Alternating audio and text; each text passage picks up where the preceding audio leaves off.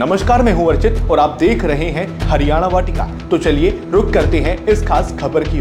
क्या देश की जनता लाखों करोड़ों रुपए और बचा सकती थी? तमिलनाडु के मुख्यमंत्री एम.के. स्टालिन ने प्रधानमंत्री नरेंद्र मोदी पर सीधा हमला बोला और बड़ा दावा कर दिया।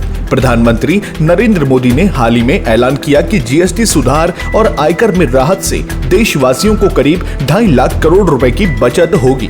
22 सितंबर से लागू किए गए इन सुधारों को सरकार ने जीएसटी बचत उत्सव नाम दिया।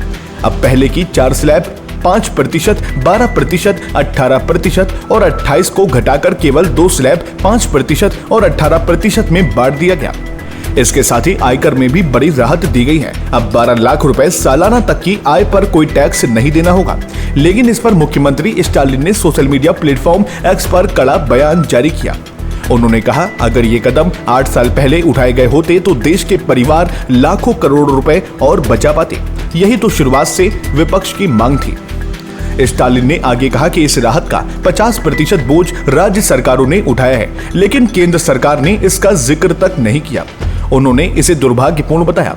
स्टालिन ने केंद्र पर यह भी आरोप लगाया कि भाजपा सरकार राज्यों के अधिकारों को लगातार कुचल रही है और उनके फंड रोक रही है।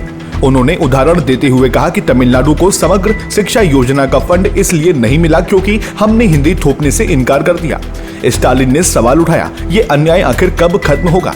स्टालिन ने कहा कि भारत अभी आगे बढ़ेगा जब राज्यों को उनके अधिकार और जनता को उनका हक मिलेगा। उन्होंने केंद्र से अपील की, संघवाद का सम्मान करो, फंड जारी करो और लोगों को उनका अधिकार दो। अब बड़ा सवाल यही है, क्या ये जीएसटी सुधार जनता के लिए वास्तविक राहत साबित होंगे या ये मुद्दा राजनीति की नई जंग छेड़ देगा?